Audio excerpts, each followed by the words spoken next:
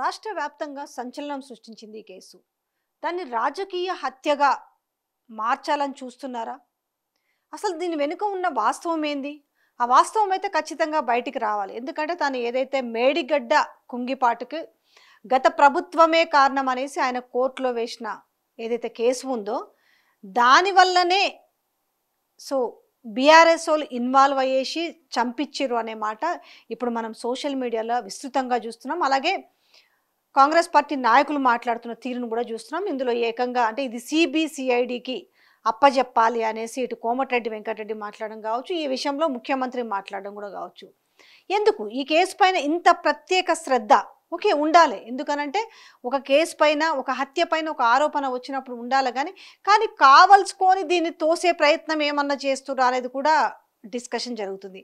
అసలు ఏం జరిగింది అనేది ఒకసారి మనము పరిశీలించి చూసే ప్రయత్నం చేద్దాం. ఇది ఈనాడు పేపర్లో వచ్చిన వార్తనే చూస్తున్నాం. ఒకసారి 2 గుంటల భూ వివాదమే నిండు ప్రాణం తీసిందా అనేది. అయితే ఏదైతే ఈ హత్య ఉందో ఈ హత్య వెనకాల ఈ ల్యాండ్కి సంబంధించిన ఇష్యూస్ అయితే ఉన్నాయి. గతంలో ఆయన మీద ఈ భూ వివాదాలకు సంబంధించిన వాటిపైన కూడా కేసులు ఉన్నాయనేది కూడా చర్చకు వస్తుంది. మరి నిజంగానే ఈ భూ వివాదమే ఆయన ప్రాణం తీసిందా, లేకపోతే నిజంగానే ఇది రాజకీయ హత్యనా? అంటే బీఆర్ఎస్ అంటే ఇప్పుడు ఆరోపణలు చేస్తున్నది ఏంది? ఇప్పుడు వెనకాల దీన్ని అంటే ఎప్పుడైతే మాజీ ఎమ్మెల్యే బీఆర్ఎస్ మాజీ ఎమ్మెల్యే ఉన్నారో ఆయన కావచ్చు, లేకపోతే ఆయనకు ఫోన్ చేశాట కేటీఆర్ చేయించిండో కేసీఆర్ చేయించారు అనేది అయితే ఉంది. అంటే ఆల్రెడీ ప్రతిపక్ష పాత్ర పోషిస్తున్న బీఆర్ఎస్ పార్టీకి నిజంగా అంత అవసరం ఉందా ఇప్పుడు? ఎందుకంటే మేడిగడ్డ పైన ఉన్న వాస్తవాలన్నిటిని కూడా బయట పెట్టేసి వాళ్ళు దేనికైనా సిద్ధమే. అంటే ఒక పిల్లర్లు కుంగిపోయిన విషయం కావచ్చు, మేడిగడ్డ పైన కాళేశ్వరం పైన మనం వచ్చినవన్నీ కూడా చూసినాం. ఈ నేపథ్యంలో ఎవరో ఒక వ్యక్తి అట మేడిగడ్డ కుంగిపోయిందనేది కేసు వేస్తే ఆ కేసు వేసినందుకు కానీ కక్ష కట్టి అంటే అటు భూపాల్ రెడ్డి దానిపైన అంటే ఒక సినిమాటిక్లో ప్లే చేసేసి పెట్టి ఆయన హత్య చేయించిన దానికి ఎక్కడన్నా మరి పొంతన అనేది కుదురుతుందా లేదా అనేది. భూపాలపల్లిలో రాజలింగమూర్తి హత్యపై సమగ్ర దర్యాప్తు, పోలీసుల అదుపులో 2 నిందితులు ఉన్నారు. రాష్ట్ర వ్యాప్తంగా సంచలనం సృష్టించిన రాజలింగమూర్తి హత్యపై పోలీసులు సమగ్ర దర్యాప్తు చేస్తున్నారు. ఆయన మేడిగడ్డ బ్యారేజీ కుంగుపాటుకు గత ప్రభుత్వమే కారణమని కేసు వేసిన వ్యక్తి కావడంతో ఈ ఘటన తీవ్ర చర్చనీయాంశమైంది. అయితే గతంలో రాజలింగమూర్తిపై భూ తగాదాల కేసులు ఉండడంతో పోలీసులు ఈ కోణంలోనూ కూడా ఆరాధిస్తున్నారు. కోట్ల విలువైన భూమిని కోర్టు ద్వారా పొందేందుకు గతంలో రాజలింగమూర్తి ఎవరికైతే సహకరించారే వాళ్ళే ఆయన్ని హత్య చేసి ఉంటారని ప్రాథమికంగా తేలినట్టు తెలుస్తుంది. హత్యలో పాల్గొన్న 4గురిలో 2 పోలీసుల అదుపులో ఉండగా మరో 2 పరారీలో ఉన్నట్టు తెలుస్తుంది. జిల్లా ఎస్పీ కిరణ్ ప్రత్యక్ష పరిశీలనలో దర్యాప్తు చేస్తున్న పోలీసులు నిందితులు ఉపయోగించిన కత్తిని గురువారం ఘటనా స్థలంలో స్వాధీనం చేసుకున్నారు. భూపాలపల్లి డిఎస్పీ సంపత్రావు మాట్లాడుతూ నిందితులు ఉపయోగించిన కత్తి కూడా ఇక్కడ మనకి ఈ పిక్చర్లో కనిపిస్తుంది. భూ వివాదం నేపథ్యంలోనే తన భర్త హత్య జరిగినట్టు రాజలింగమూర్తి భార్య సరళ ఫిర్యాదు చేశారన్నారు. ఈ మేరకు రేణుగుంట సంజు, పింగళి శ్రీమంతు బ్రాకెట్లో పెద్ద తూండ్ల, మోరే కుమార్, కొంపెల్లి, కొత్తూరు కుమారు, రేణుగుంట్ల కొమరయ్యపై ఎఫ్ఐఆర్ నమోదు చేసినట్టు సిఐ నరేష్ చెప్పారు. అయితే ఎఫ్ఐఆర్లో కూడా ఏముందనంటే ఆమె చెప్పిన మాటలు ఇక్కడ డిఎస్పీ కూడా మాట్లాడితే ఎవరు భూపాలపల్లి డిఎస్పీ సంపత్ చెప్పినవి అంటే ఆయన చెప్పిండు అంటే మీడియాతో ఆయన చెప్పినది ఏందనంటే ఈ కేసు భూ వివాదం నేపథ్యంలోనే తన భర్త హత్య జరిగినట్టు రాజలింగమూర్తి భార్య సరళ ఫిర్యాదు చేసిరట. మరి ముందెందుకు అంటే ఆ ఎఫ్ఐఆర్ కాపీలో కూడా ఏముందనంటే తనని ఎట్లా చేసిరు అనేది అప్పుడు రాజకీయ కుట్ర కానీ లేకపోతే మాజీ ఎమ్మెల్యే బీఆర్ఎస్ మాజీ ఎమ్మెల్యే గండ్ర వెంకటరమణారెడ్డి చంపించినట్టుగా కానీ ఇవేవి కూడా లేదు. కానీ తర్వాత మరి మధ్యలో ఏమి ఇన్ఫ్లుయెన్స్ జరిగింది, ఎవరు ఈ విధంగా చెప్పమన్నారంటే ఇప్పుడు వాళ్ళ చనిపోయిన రాజలింగమూర్తి భార్య మాట్లాడుతున్న మాటలు కావచ్చు, దాని తర్వాత వాళ్ళ కూతురు మాట్లాడుతున్న మాటలు. అంటే ఇది కావలసుకొని చేపించారు, మా నాన్న మేడిగడ్డ కుంగుపాటి పైన కేసు వేసిండు కాబట్టి దాని వల్లనే దీని వెనకాల ఇంత జరిగింది, ఇది పెద్దల హస్తం ఉందని మాట్లాడుతున్నారు. మేడిగడ్డ కుంగుపాటి పైన కేసు వేయడం వల్ల అది ఏదైనా వస్తే ఎదుర్కొంటారు కానీ ఒక మనిషిని చంపించే ఆస్కారం ఉంటుందా అనేది చర్చ ఇప్పుడు తీవ్రంగా నడుస్తుంది. ఈ కేసు సంచలనం కావడానికి కూడా కారణం ఏంది అనంటే గతంలో 22లోనో అది 21లోనో మొత్తానికైతే ఒక ఆ మధ్యకాలంలో జరిగింది, నల్గొండలో జరిగింది కదా కేసు, బొడ్డు శ్రీనివాస్ అనేసి కోమటిరెడ్డి వెంకటరెడ్డి అనుచరుడు హత్య గురైండు, రాయితో బండరాయితో మోది చంపేసిరు అనేసి ఆ కేసు ఎందుకు సంచలనమైందంటే ఆయన కోమటిరెడ్డి వెంకటరెడ్డి అనుచరుడు కావచ్చు. ఆ రోజు నేను నా కుడి భుజాన్ని, నా తమ్ముడిని కోల్పోయినాను, నా అన్నని కోల్పోయినాను అనేసి ఆయన రోధించిన అంటే కింద పడి దొర్లి రోధించిన విధానం ఉన్నాము. అప్పుడు కూడా ఆ కేసు ఎవరిపైన పడింది అయ్యానంటే వేముల వీరేశం పైన పడింది. అంటే ఇది అప్పుడు వేముల వీరేశం బీఆర్ఎస్లో ఉన్నాడు. ఈ హత్యని ఖచ్చితంగా వేముల వీరేశమే చేపించిండు. అప్పట్లో కూడా ఆ కేసు గురించి ఆయన చాలా సిబిసిఐడికి ఇవ్వాలి ఇవన్నీ కూడా మాట్లాడు. అయితే విచిత్రం ఏందనంటే అంత ప్రత్యర్థి అప్పుడు వేముల వీరేశం మీద మామూలుగా నిప్పులు చెరగలేదు కోమటిరెడ్డి వెంకటరెడ్డి. కానీ అదే మళ్ళీ మన ఎలక్షన్లోకి వచ్చేసరికి పోటీ చేయించుకునేందుకు మళ్ళీ వీళ్ళ ఆధ్వర్యంలోనే వీళ్ళిద్దరు అన్నదమ్ముల సపోర్ట్ తోటి వేముల వీరేశం అనే వ్యక్తి అలా కాంగ్రెస్ పార్టీ నుంచి అలా నకరికల్ ఎమ్మెల్యేగా గెలిచిండు. మరి ఆ రోజు సిబిసిఐడికి ఇవ్వాలన్న కేసు ఏమైందో మరి నాకైతే తెలియదు. ఎందుకంటే దానికి ఎందుకు నేను లింకప్ చేస్తున్నానంటే ఆ రోజు కూడా దాని రాజకీయ హత్యగానే పరిగణించారు. బాగా దుమారం ఎన్ని మాటలు మాట్లాడిందంటే ఇవాళ ఉన్న మంత్రి కోమటిరెడ్డి వెంకటరెడ్డి అన్నాడు మామూలుగా మాట్లాడలేదు, అంత హల్చల్ చేసిండు, దీన్ని మొత్తం వెనుకేసుకొస్తున్నారు వేముల వీరేశం అని. బట్ మరి అది దాన్ని ఈరోజు ఎందుకు ప్రశ్నిస్తలేరు అనేది మరి అర్థమవుతలేదు. ఎందుకంటే ఈ రాజకీయ చుట్టూ తిప్పాలనుకున్న కేసులు ఏ విధంగా ఉంటాయనేది దానికి సాక్ష్యం ఒకటి ఆ రోజు బీఆర్ఎస్ పార్టీలో ఉన్న నోముల వీరేశం కూడా ఒక ఉదాహరణ. అయితే ఇప్పుడు ఏమవుతుంది, ఈ గండ్ర వెంకటరమణారెడ్డి అనే వ్యక్తి కూడా అంతకుముందు కాంగ్రెస్ పార్టీలో గెలిచి దాని తర్వాత ఈ 12 మంది ఎమ్మెల్యేలు ఏదైతే ఉన్నారో మెర్జ్ అయినప్పుడు ఆయన కూడా బీఆర్ఎస్ పార్టీలో చేరాడు. ఈ నేపథ్యంలో ఇప్పుడు ఏమైందనంటే ఇది బీఆర్ఎస్ పార్టీలో ఉన్న మాజీ ఎమ్మెల్యే గండ్ర వెంకటరమణారెడ్డి ఈ హత్య చేయించిండు. ఈ హత్య చేయించడానికి కారణం ఏంటంటే ఆయన కోర్టులో కేసు వేసినందుకు గానని జరుగుతుంది. అయితే దీని గురించి వీళ్ళు ఈనాడు రాసిన ఒక ఏదైతే ఉందో ఆయన ఆ భూపాలపల్లి డిఎస్పీ చెప్పింది ఏముందనంటే వాళ్ళ భార్య చెప్పిన మాటలు కూడా చెప్తున్నారు.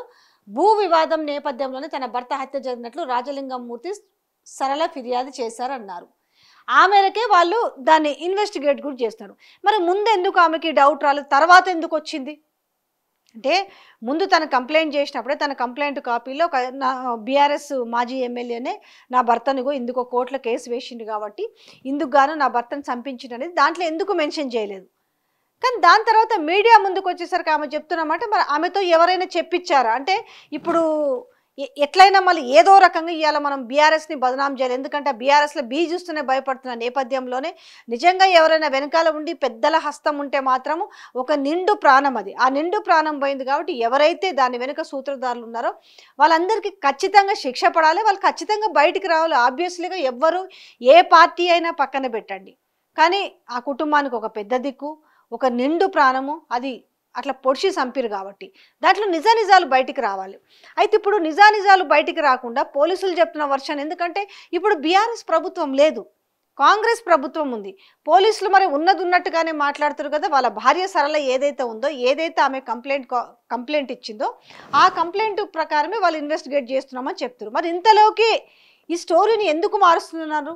ఈ కథనంతా కూడా ఒక డైవర్షన్, అంటే దేంట్లో చూసినా డైవర్షన్ కనిపిస్తున్న నేపథ్యంలో ఒక కుటుంబంలో ఒక ఇంటి పెద్ద కోల్పోయినరు వాళ్ళు, అది భూ వివాదమా నిజంగా రాజకీయ నేపథ్యం ఉందా అనే దాన్ని ఇవాళ మీడియాలో అంటే ఒక బురద వేసేసారు. అందులో వాస్తవం ఉంటే వేయొచ్చు, కానీ ఇందులో నిజం ఉందా అంటే వార్త వెనుక అసలు వాస్తవం ఏందనేది కూడా తెలుసుకునే ప్రయత్నం చేస్తే మంచిగా ఉంటుందేమో. మరి అసలు వివాదం ఏంటంటే అనేది కూడా ఇక్కడ ఉంది. భూపాలపల్లిలోని పోలీస్ స్టేషన్ ఎదురుగా ఉన్న 310 సర్వే నెంబర్లోని 2 ఎకరాల 25 గుంటల భూమి ఉంది. అందులోని 1 ఎకరాన్ని సింగరేణి యాజమాన్యం రోడ్డు నిర్మాణానికి సేకరించగా మిగిలిన 1 ఎకరం 25 గుంటల భూమిపై రేణు కుంట్ల కొమరయ్య బుర్రా చంద్రయ్యల మధ్య వివాదం నడుస్తుంది. ఇందులో క్లియర్గా ఒక్కసారి చాలా జాగ్రత్తగా వినండి. నిజంగానే కేసులు మరి ఏం మారుస్తున్నారు, ఇక్కడ ఉంది కదా భూమి క్లియర్గా ఇచ్చారు. ఎక్కడుందా ఆ భూమి అంటే భూపాలపల్లి పోలీస్ స్టేషన్ ఎదురుగా 319 సర్వే నెంబర్లు ఎంత ఉందంటే 2 ఎకరాల 25 గుంటల భూమి ఉంది. అందులో 1 ఎకరం ఏమో సింగరేణి యాజమాన్యం రోడ్డు నిర్మాణానికి సేకరించక ఇక మిగిలింది ఎంత ఉందంటే 1 ఎకరం 25 గుంటల భూమి ఉంది. దీంట్లో ఎవరిద్దరి మధ్యలో ఈ కుంట్ల కొమరయ్య బుర్రా చంద్రయ్యల మధ్య వివాదం నడుస్తుంది. హనుమకొండలోని ఓ న్యాయవాదితో కేసు వేయించి 1 ఎకరం 25 గుంటల భూమిని కోర్టు ద్వారా రేణుకుంట్ల కొమరయ్యకు వచ్చేలా రాజలింగం మూర్తి చొరవ చూపారు. ఫీజు కింద 6 గుంటల భూమిని ఇచ్చేందుకు కొమరయ్య ఒప్పుకున్నారట. సో ఏమైంది, ఇది ఈయనకు అంటే కేసులో కేసుకు సపోర్ట్ చేస్తే ఓ న్యాయవాదితో కేసు వేయించి దానికి సంబంధించిన కోర్టు ద్వారా రేణుగుంట్ల కొమరయ్యకు వచ్చేలా ఏది ఈ 2 ఎకరాలు 25 గుంటల్లో 1 ఎకరం సింగరేణి వాళ్ళ రోడ్డు వెడల్పు కింద తీసుకుంటే ఇక రిమైనింగ్ ఈ భూమి ఏదైతే ఉందో అది ఎవరికినకు ఈ రేణుగుంట్ల కొమరయ్యకు వచ్చేలా రాజలింగమూర్తి చొరవ చూపిర్రు. సో దానికని వాళ్ళు ఏం మాట్లాడుకున్నారంటే 6 గుంటల భూమి మాట్లాడుకున్నట. ఏది ఆ కేసు కనుక ఇదైనాక ఇచ్చేందుకు కొమరయ్య ఒప్పుకున్నారని. అందులో 4 గుంటలు న్యాయవాది భార్య పేరిట, 2 గుంటలు రాజలింగమూర్తి భార్య పేరిట రిజిస్ట్రేషన్ చేసినట్టు తెలిసింది. సో ఆల్రెడీ 6 గుంటల భూమిలో ఏమైంది, 4 గుంటల భూమి వచ్చేసి అడ్వకేటు, రిమైనింగ్ 2 గుంటల భూమి వచ్చేసి రాజలింగం భార్య ఉంది కదా సరళ, ఆమె పేరు మీద రిజిస్ట్రేషన్ చేసినట్టు. ఖాళీగా ఉన్న స్థలం తిరిగి స్వాధీనం చేసుకోవడానికి కొమరయ్య కుటుంబ సభ్యులు పలుమార్లు ప్రయత్నించినట్టు సమాచారం. తన భార్య పేరిట ఉన్న స్థలాన్ని కొందరు కబ్జా చేసేందుకు ప్రయత్నిస్తున్నారని 6 నెలల క్రితం రాజలింగమూర్తి కోర్టును ఆశ్రయించారు. ఈ కేసుపై నెల 20న గురువారం భూపాలపల్లి సబ్ కోర్టులో విచారణ జరగాల్సి ఉంది. పిటిషనర్ మృతితో కేసు విచారణ కోర్టు శుక్రవారానికి వాయిదా వేసింది. వివాదం నేపథ్యంలో రాజలింగమూర్తిని బుధవారం రాత్రి భూపాలపల్లిని కొమరయ్య కుటుంబ సభ్యులే హత్య చేసి ఉంటారని పోలీసులు ప్రాథమిక విచారణలో తేలినట్లు సమాచారం. సో అయితే అంతేకాకుండా ఈ హత్యపైన సీఎం కార్యాలయం ఆరాధించింది. ఈ హత్యకు రాజకీయ కారణాలు ఉన్నాయనే ప్రచారం నేపథ్యంలో సో అదుపులో ఉన్న నిందితుల సెల్ ఫోన్లు పోలీసులు స్వాధీనం చేసుకున్నట్టు తెలుస్తుంది. మరోవైపు హత్యకు దారితీసిన పరిస్థితులు సీఎం అధికారులు నిఘా వర్గాల ద్వారా తెలుసుకున్నట్లు సమాచారం. అయితే విషయం ఏంటంటే ఇక్కడ 6 గుంటల నుంచి 4 గుంటలు ఏదైతే ఉందో అదేమో న్యాయవాది పేర్ల రిజిస్ట్రేషన్ చేసిరు, 2 గుంటలు వచ్చేసి ఈ ఎవరైతే ఇప్పుడు చనిపోయిన ఉన్నారో వాళ్ళ భార్య పేరు మీద చేసిరు. మళ్ళీ అయినప్పటికీ కూడా ఆ ఖాళీగా ఉన్న జాగా మీదకి ఎవరైతే ఉన్నాడో ఆ కొమరయ్య వచ్చేసి దాన్ని మళ్ళీ స్వాధీనం చేసుకునే క్రమంలో ఇది మళ్ళీ ఇష్యూ నడుస్తుంది. ఈ ఇష్యూ బేస్లోనే ఈ హత్య జరిగినట్టుగా ఇప్పుడు ప్రాథమిక అంచనా వరకు తేలింది. అయితే ఈ ప్రాథమిక అంచనా దేని బేస్ చేసుకొని చేసిరు? ఫస్ట్ ఎవరైతే వాళ్ళ భార్య ఉందో ఈ రాజలింగం మూర్తి భార్య ఎవరైతే ఉన్నారో ఆ భార్య ఇచ్చిన కంప్లైంట్ ఆధారంగా చేస్తారు. తర్వాత ఆమె ఏం చేసింది, మళ్ళీ మీడియాతో మాట్లాడుతూ లేదు నా భర్తని చంపించిర్రు, దీని వెనకాల ఖచ్చితంగా గండ్ర వెంకటరమణారెడ్డి హస్తం ఉంది, దానికి అక్కడి నుంచి కేటీఆర్ ఫోన్ చేయించిన అంటే దీన్ని ఇంకా ఒక స్క్రిప్ట్ అల్లుతున్నారు అన్నట్టు.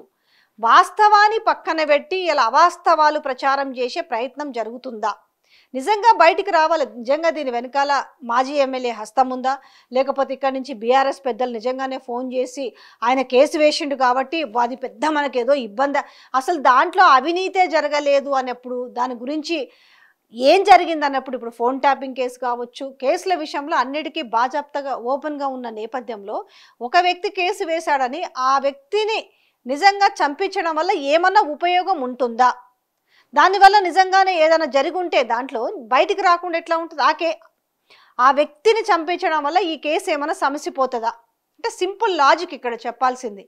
ఇప్పుడు అందరూ మేడిగడ్డ ఇప్పుడు ప్రచారం సింపుల్గా వేసేసారు, ఏంది మేడిగడ్డ పైన కేసు వేసినట్టు అందుకే చంపించారంట. రేపు ఎవరైనా వేస్తారు, ఒకవేళ ప్రజావాజ్యాలు కోర్టులో దేనిపైన కూడా వేయచ్చు. అట్లాగనేసి ఇక కోర్టులో కేసులు వేసుకుంటూ పోయిన వాళ్ళందరినీ కూడా చంపించుకుంటూ పోతారా అంటే ఆల్రెడీ ప్రజల సమస్యలని ఈ రకంగా ఉంటే వీటన్నిటిని కూడా తప్పుదారి పట్టించడానికి, చర్చలు తప్పుదోవ పట్టించడానికి అంటే టాపిక్ అంతా కూడా ఏంది ఒక 2-3 రోజులంతా టాపిక్ అంతా డైవర్ట్ చేస్తారు. పబ్లిక్ ఇది నిజమా అబద్ధమా అనుకునే లోపు మళ్ళీ కొత్త టాపిక్ని తెరపైకి తీసుకొస్తారు. ఎందుకంటే ఇప్పుడు రుణమాఫీ, రైతు రుణమాఫీ జరిగింది 100% అని చెప్పుకుని ఉంటే ఇలా నాకు జరగలేదు, నాకు రైతు రుణమాఫీ కాలేదు, నాకు చేయకపోతే నేను ఏనే పురుగుల మందు తాగి చచ్చిపోతా అని చెప్పేసి దేడుకొచ్చినాయన ఓ రైతు పాపం ఏజ్ బార్ అయిన ఒక వృద్ధుడు, ఒక విధంగా చెప్పాలంటే ఆయన ఎక్కడి నుంచో పట్టుకొని నల్గొండ జిల్లా నుంచి వచ్చి ఆ గాంధీ భవన్ మెట్ల మీద కూర్చొని నిరసన వ్యక్తం చేసిండు, నాకు చెయ్యాలే లేకపోతే నేను చచ్చిపోతాను అనేసి. ఇవి వాస్తవాలు, మరి ఇట్లాంటివి రేపు ఎవరు చర్చించుకోవద్దు కదా, ఇవి నిజాలు కాబట్టి ఈ నిజాలు బయటికి రాకుండా ఉండాలంటే ఏం చేయాలి, మనమేం 100% రుణమాఫీ చేసినామని చెప్తేమే ఈడ రైతులేమో రోడ్లు ఎక్కిరి ఏకంగా గాంధీ భవన్కే రాబట్టిరి. ఇప్పుడు దాన్ని అబద్ధం అని తేల్చి చెప్పలేరు కదా. రెండో ముచ్చట, ఇప్పుడు గ్రౌండ్ వాటర్ సోర్స్ తగ్గింది. ఇప్పుడు ఎవరైతే ఉన్నారో ఆ కిసాన్కి సిల్క్ సంబంధించిన చైర్మన్ ఎవరైతే ఉన్నారో కోదండ రెడ్డి కూడా చెప్తున్నాడు, దయచేసి బోర్లు వేయకండి, బోర్లు వేసి ఆగం కాకుర్రి, నీళ్లు పడే పరిస్థితి లేదు, నీళ్లు ఉంటేనే పంటలు పెట్టుకోండి అనే పరిస్థితికి ఆయనే బాజాప్తా ప్రెస్ మీట్ పెట్టి మరీ చెప్పడం జరిగింది. ఇంకా ఇవన్నీ ఏమైనా ఎందుకు తగ్గింది గ్రౌండ్ వాటర్ సోర్స్ అనేది మళ్ళీ మాలాంటి వాళ్ళు మాట్లాడతాము. దాని తర్వాత ప్రతిపక్షం వాళ్ళు అందుకుంటారు. ఇన్నాళ్ళు లేని 10 ఏళ్లలో లేని ఇబ్బంది గ్రౌండ్ వాటర్ భూగర్భ జలాలు, ఈ గ్రౌండ్ వాటర్ సోర్స్ ఎందుకు తగ్గుతుంది, భూగర్భ జలాలు ఎందుకు అంతరించిపోతుందని మళ్ళీ వాళ్ళు మాట్లాడతారు. ఆ మాటలకు ప్రజలకు రీచ్ కావద్దు. తర్వాత రైతు భరోసా గురించి మాట్లాడుతున్నారు. 1 ఎకరా 2 ఎకరాలు అన్నారు. వాళ్ళకు కూడా పూర్తి స్థాయిలో రాని పరిస్థితి ఉంది. మనం గొప్పగా చెప్తే వాళ్ళు 10,000 ఇస్తే మనం 15,000 ఇస్తామని గొప్పగా చెప్తే, ఇంక ఇట్లాంటి అంశాలన్నీ తెరపైకి రాకుండా ఉండాలంటే ఏం చేయాలి? ఎక్కడో జరిగిన ఒక హత్యను ఏం చేయాలి, దాన్ని తీసుకొచ్చేసి ఒక రాజకీయ రంగు పులుమాలి. ఆ రాజకీయ రంగు పులుముకోవడానికి ఏమైందనంటే కోతికి కొబ్బరి చిప్ప దొరికినట్టు ఆయన మేడిగడ్డ మీద కేసు వేసిండు అనేసి ఇవాళ రేపు ఏదన్నా జరుగుతుంది. రేపు ఎవరికన్నా ఒక వ్యక్తి ఒక కేసు దేని మీదనో వేస్తాడు, హైడ్రా మీదనో దేని మీదనో ఒక కేసు వేస్తాడు. అతను రేపు ఏ ఎండ దెబ్బ కొట్టో ఏదో చచ్చిపోతారు. హైడ్రా మీద కేసు వేసిండు కాబట్టి ఈ మరణానికి రేవంత్ రెడ్డి కారణం అంటే ఒప్పుకుంటారా? ఇప్పుడు మీరు ఇబ్బందులు పెడితే మాజీ సర్పంచ్ అనే వ్యక్తి కొండారెడ్డిపల్లిలో ఆత్మహత్య చేసుకుంటే సీఎం కుటుంబ సభ్యుల పేరు రాసి చచ్చిపోతే దానికి కనీసం గింత ఎవరన్నా అయ్యో అన్న నాదుడు ఆ కుటుంబం నుంచి లేదు. కనీసం ఆ కుటుంబానికి నష్టపరిహారం ఇద్దామన్న ఆలోచన కూడా లేదు. దీనికి మాత్రం ఎందుకు ఇంత ఇంట్రెస్ట్ అంటే దీనికి రాజకీయ రంగు పులిమేసిరు. దీన్ని ఇంకా పెద్దగా చేయాలి. మనం ఇప్పుడు ఏందనంటే కాలయాపన చేయాలి. ఏ వింగ్ ఆ వింగ్ స్పష్టంగా నడవాల్సిందే. ఇలా కనీసం రాష్ట్రంలో ఏమన్నా జరుగుతుంటే ఒక హోమ్ మినిస్టర్ ఉన్నాడా? లా అండ్ ఆర్డర్ ఏమవుతుంది? ఎందుకు అదుపు తప్పిపోతుంది? రోడ్ల మీదనే పొడిసి చంపుకునేటాలు, గల్లీలలో పొడిసి చంపుకునేటాలు ఎందుకు?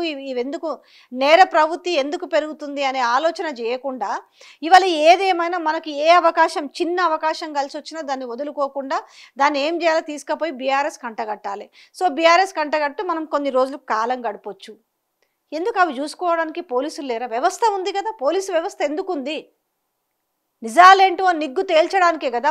ఏదో పోనీ అమ్మ కేసును కింద మీద చేస్తారు అనుకోవడానికి ఎవరి ప్రభుత్వం ఉంది? బీఆర్ఎస్ ప్రభుత్వం ఉందా? లేకపోతే నాకు తెలిసి కోమటిరెడ్డి వెంకటరెడ్డి కావచ్చు, లేకపోతే సీఎం రేవంత్ రెడ్డి కావచ్చు. మేబీ మర్చిపోయిరా మేము ప్రభుత్వంలో ఉన్నామనే విషయం మర్చిపోయి ప్రతిపక్షంలో ఉన్నామన్న భ్రమలో ఏముండ్రోనైతే అర్థమైతలేదు పాపం జనాలకి. మీ చేతిలోనే ఉంది కదా ప్రభుత్వము. దట్ సీఎం కిందనే ఉంది కదా హోమ్ మినిస్టరు. ఆ హోమ్ లా అండ్ ఆర్డర్ అంతా ఎవరి కింద ఉంది? రేవంత్ రెడ్డి కిందనే ఉంది. ఈజీగా తేల్చేయచ్చు కదా.